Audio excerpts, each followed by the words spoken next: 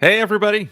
Welcome. Roman Polner here, coming to you live from Pillar 6 College Planning, and welcome to our Financial Aid Wednesdays. Today is September the 8th, and I'm getting a lot of questions online, and actually, I'm seeing a lot of activity and questions online from parents of high school seniors who are beginning to sort of scramble, trying to figure out how to find more money to pay for college.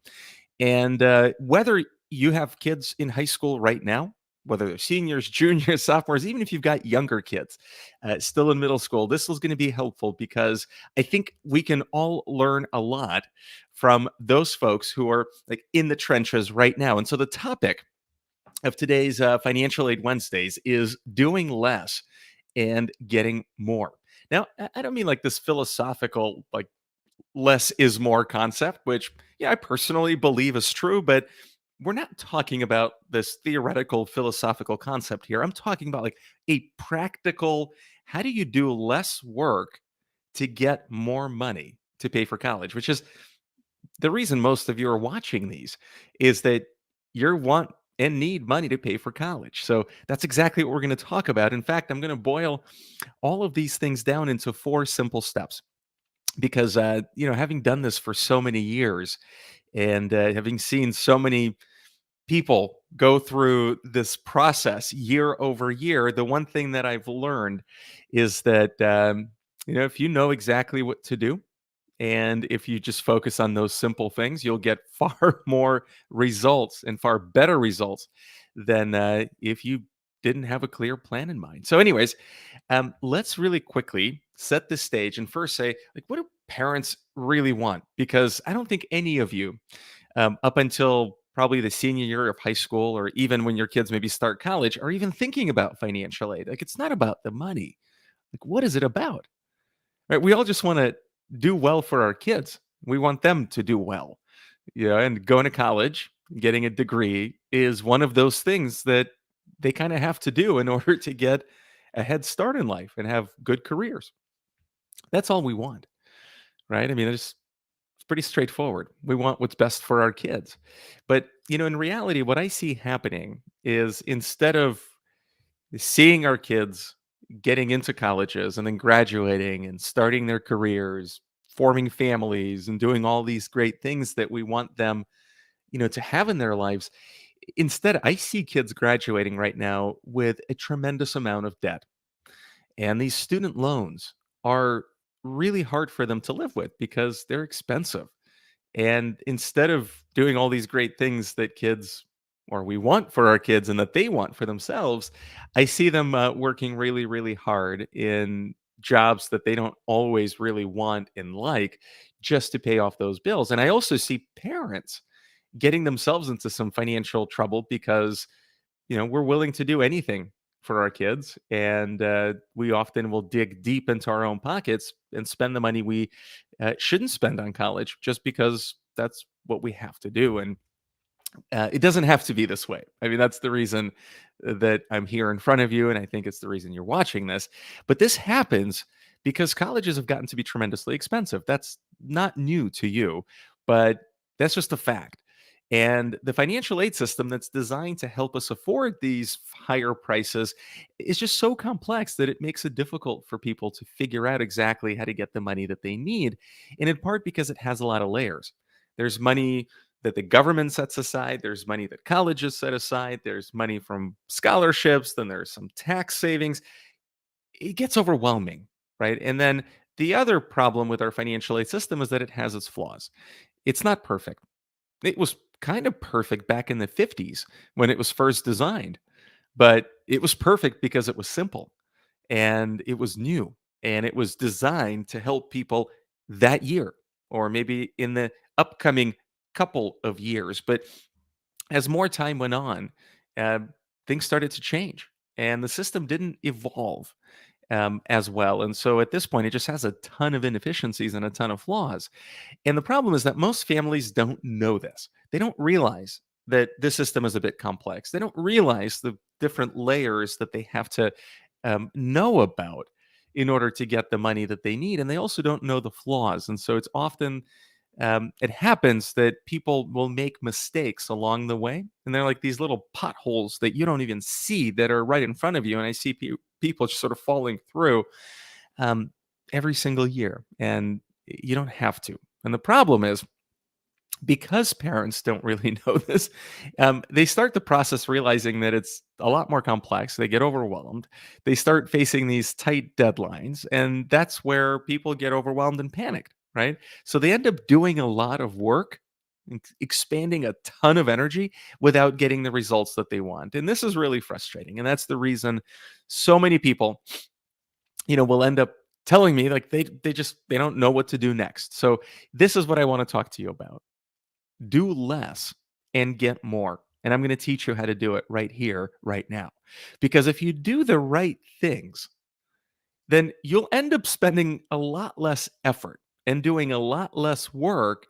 And you're going to find a heck of a lot more money. Um, and all you really need to know are these four simple but very, very important steps. And to make this even easier for you, I've boiled it down and created a simple acronym. Just plan, where P stands for preparing, L stands for looking for good fit colleges, A stands for applying, and N stands for negotiating. I'm going to cover these in the following few steps. But remember, prepare, look for good fit colleges, apply, and then negotiate. That's simple.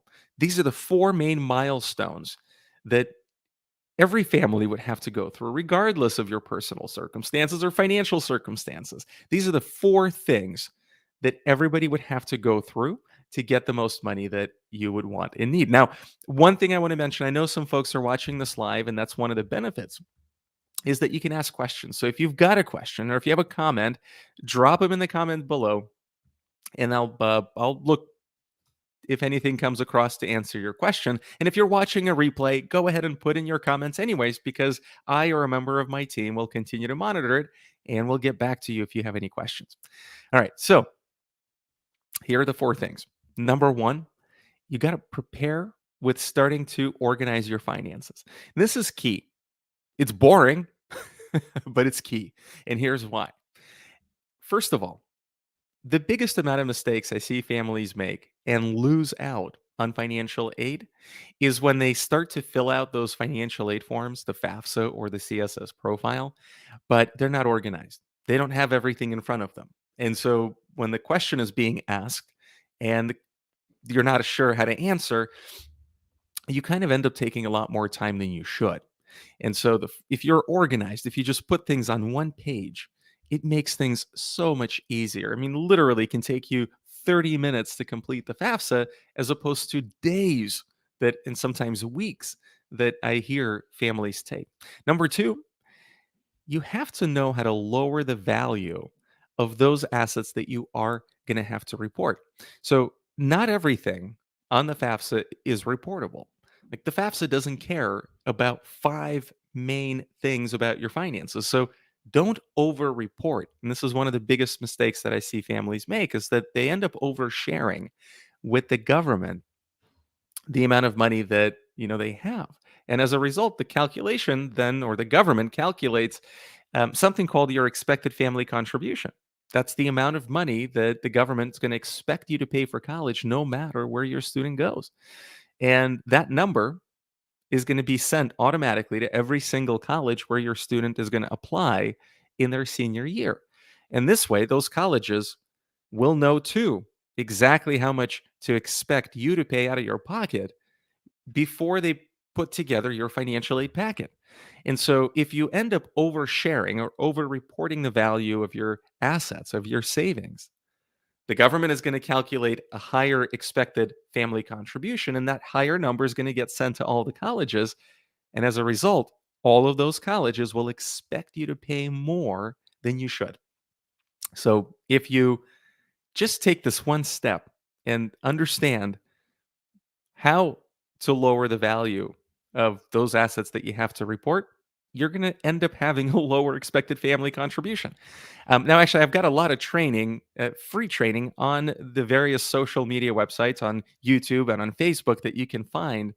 And I'll share a link with you below if you want some additional help, but we've got a great ebook that talks about how to do these things on FAFSAkit.com. I'll share the link with you later, but it's FAFSAkit.com. And if somebody who's watching this now can put that in the comments, I'd really appreciate that as well. Thank you in advance. All right. And then number three, model your EFC. See, most people completely miss this step. And instead, they just go to fill out the FAFSA, they submit it, and then only much later will they find out what the government thinks they should pay. Well, if you do this one thing first, like right now, doesn't matter if your kid's a freshman, sophomore, junior, or senior, just go ahead and model it. Because if you've organized your finances on one page and you've reduced the value of the money that you have to share with the government, you have everything in front of you. Just go to the one of the EFC calculators and see what the government's going to think you should pay for college, because that's really going to help you in many different ways. For one, you're going to know exactly how much you're going to be expected to pay. Number two, it's going to help you then decide which colleges to pick so that they can actually give you the money that you need. And this is the next step. This is step number two, is looking for good fit colleges. Now, this is kind of like playing the piano with both hands. You want to look for colleges that will be a great fit for your student, right? Academically, experientially, but you also want a good fit college for you financially as a family, right? And so I see, Rob, thank you for putting up that link. Again, that's FAFSAkit.com. We've got a great ebook there, absolutely free to download. And it's going to talk about the same things I'm talking about here. It's just going to break them down in a written format and help you do the right things and avoid making mistakes. All right, where was I? Good fit colleges. So, what is a good fit college financially? So, if you've modeled your expected family contribution and it's relatively low, which means that you should be expecting financial aid. How do you know? Well, if the cost of college is higher than your expected family contribution, then that difference is the amount of financial aid that you qualify for. So, if that's you, then you want to look at colleges that will actually give you 100% of the demonstrated need. Here's the thing, not all colleges will give 100% of the money that you need. So you have to, if you have the time, right? If you can take this one step, is just look for colleges that will give you 100% of the money that you need. It's that simple. And if you miss the step without knowing that not every college will give you the money that you need, you can end up spending a lot of time, a lot of effort applying, getting into college. And then when you get the financial aid award letter, to realize that college doesn't give a lot of financial aid and it's not the right financial fit. Imagine the frustration that parents feel in that moment. Imagine the stress that they're under, right? Their student just got into college. They're finally, hard work's been done. Congratulations, you're in.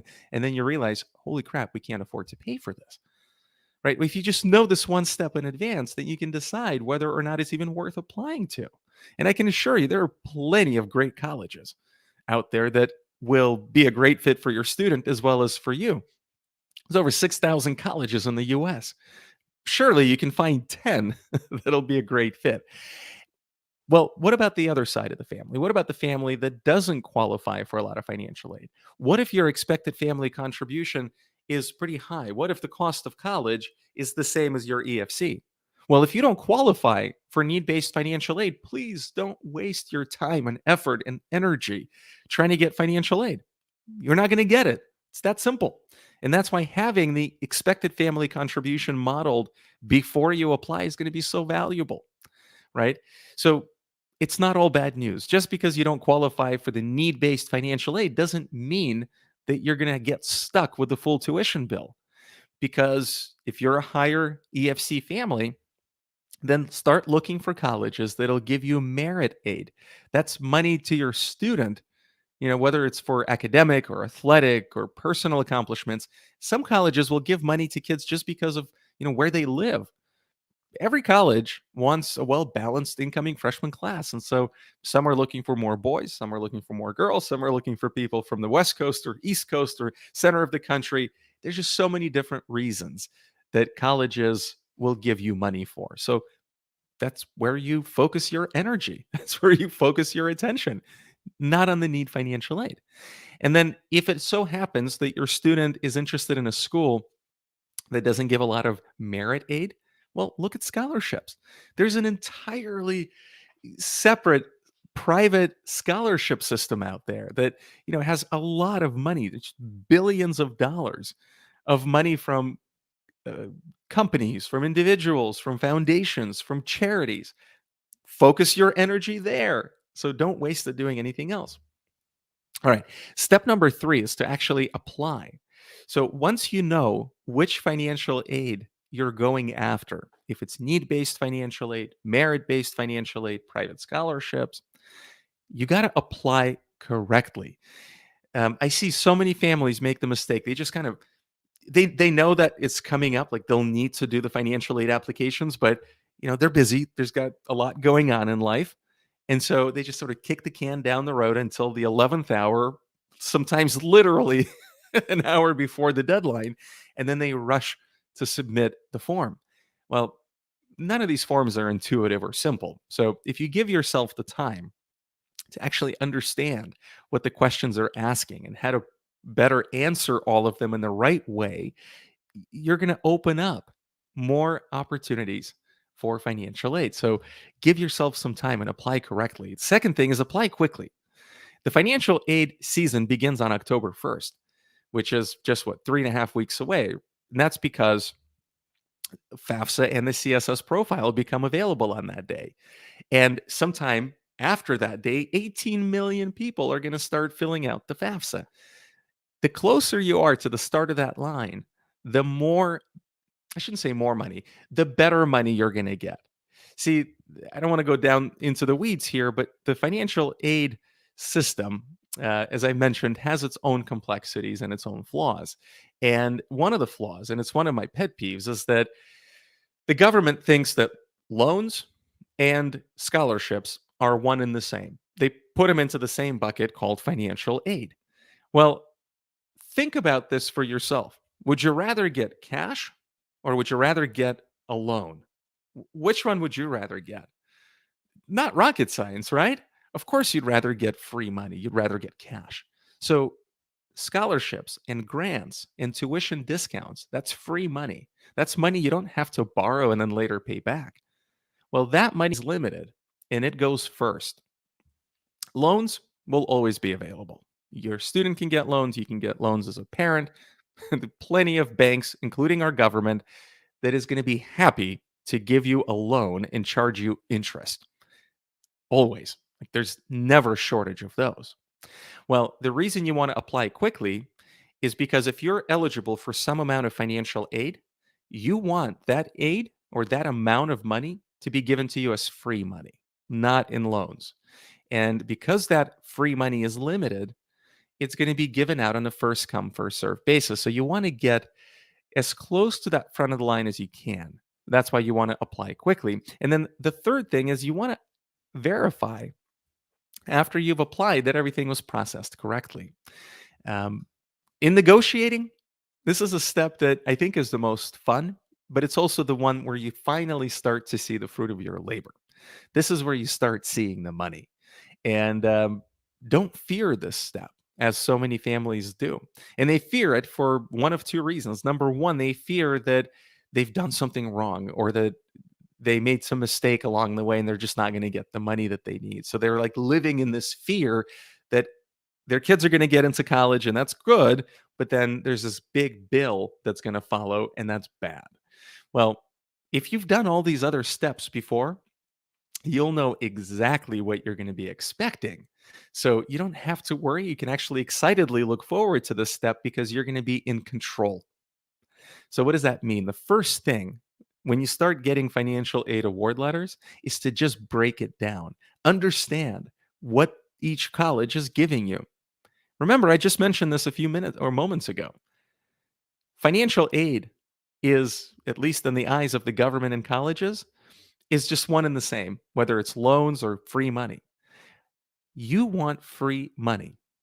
Please remember this one thing, if nothing else. You want free money. Don't think that loans are financial aid, even if the government thinks they are.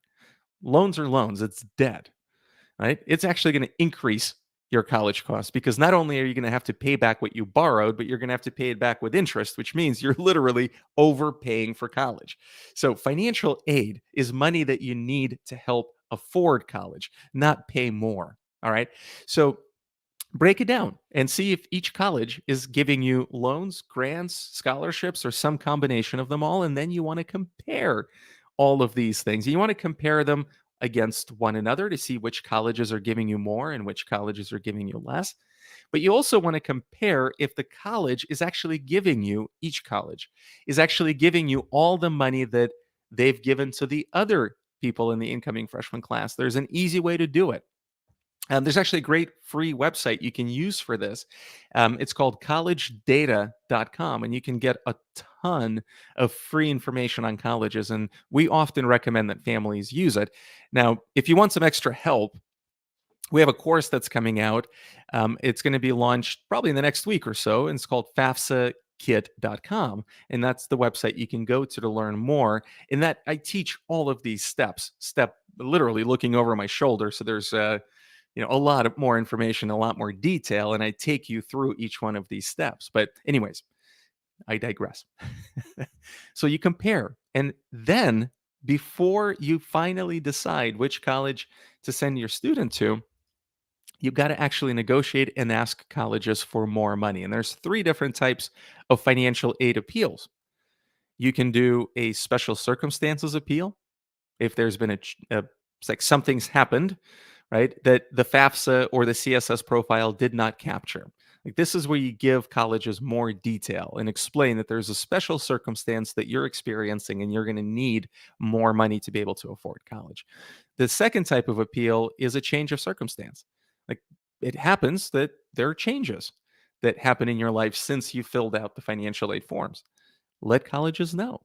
And then the third is just some good old negotiations, because if you have two or three or more competing colleges competing for your student, and one of them is always going to give you the best offer comparing to the others, well, you can use them to try to increase and elevate the both amount and quality of the financial aid loans that the others give you. So those are the four steps. It's pretty straightforward. Plan. Just remember, just plan ahead. Prepare, look for good fit colleges, apply in the right way, apply correctly, and then verify, and then negotiate. Negotiate for more money, negotiate for better money. I just realized the one thing that I forgot to mention. I said two reasons people fear the negotiation step. One is because they're expecting the worst. But the second reason they fear is because they think that if they come back to colleges after they've gotten the acceptance letter and ask for more money, then they're going to somehow disqualify their student from like admissions. Like, the colleges are going to say, "Oh, you know what? Never mind. We're just going to yank the admission or offer back, and we're not going to take your kid anymore." That doesn't happen. It can't happen. I mean, your student, once they have an acceptance letter, it's up to you to decide. Like, you're in control at that point. They can't just pull back and rescind the offer. So come back if you need more money. If they didn't give you the money that you need to make that college affordable, or if they gave you a bunch of loans, go back and ask for more. You can do that. And it's not going to hurt your student. So don't worry about that. So the good thing is, you can start this at any time. Whether you've got a freshman, sophomore, junior, or senior in high school now, you can start this at any time. The steps are the same. It's just the more time you have, the more time you can take to take this one step at a time and learn, right? At the end of the day, like, the more you learn, I even have a little slide here for you. Look at that. The more you learn, the less you'll end up doing, right? Because there are actually a few things that you have to do. I mean, like, if you did each one of these like four main steps and you broke them down into three steps, it's only 12 things that you have to do. It's not that hard. But if you're clear, if you're in control, you'll know exactly what to do. You'll know exactly the target that you're aiming for. And when colleges start giving you award letters, if they're giving you award letters that are off the mark, you'll know which ones to go back to and get them closer to that bullseye that you're looking for, which is the money that you need to pay for college. So, folks, here's that link. If you want more help, if you want more resources, or download the free ebook, go to the FAFSAkit.com. It's there. It's really helpful. I think you're going to find a lot of value in it. But if you're still early in the process, keep learning. Subscribe to our channel right here on Facebook or right here on YouTube. There's going to be a lot more content that we constantly bring out. I do these deep dive Facebook Wednesdays every single Wednesday. And so we'll take a topic and we'll dissect it. I usually take, 20, 30 minutes to dive into a topic. And there's usually a lot of information in those. And then I still do a bunch of smaller Facebook Lives throughout the week with little tidbits, especially as I get more and more questions that are top of mind. And so I want to share them with all of you and help you, better prepare and make good decisions and de-stress. I mean, life is stressful enough, especially now. We're all living through this crazy pandemic. We've got enough things to worry about. So my job and my goal is to help make your life easier as much as I can. And we do that by helping you find money to make college more affordable. So I hope this has been helpful. If you've got any questions, put them in the comments. If this was helpful, hit like, share with your friends. I would really appreciate that because at the end of the day, we want to help as many families across the country as we can. And just remember, less is more. So don't feel like you have to do everything because when we try to do everything, we can't get anything done well. Just take your time, take a step back, figure out exactly what you're after, understand these steps. And then once you have a clear path to follow, just follow it. Don't worry about everything else that's going on around you. There's a ton of noise that's just going to distract you at best. There's also a lot of wrong information out there floating around. So don't try to do everything. Just figure out how you're going to get the right amount of money to help you and your student get through college without going deep into debt and just do that. So, anyways, good luck to you all. I'll talk to you again next Wednesday, and I'm sure I'll do a Facebook Live about something that comes to mind in the interim. If there are things you want to learn about, just drop them in the comments. It always helps me to know what kind of things you might find helpful, and I'm happy to talk to you more about that. So, be well, and I'll talk to you soon. Thanks for watching.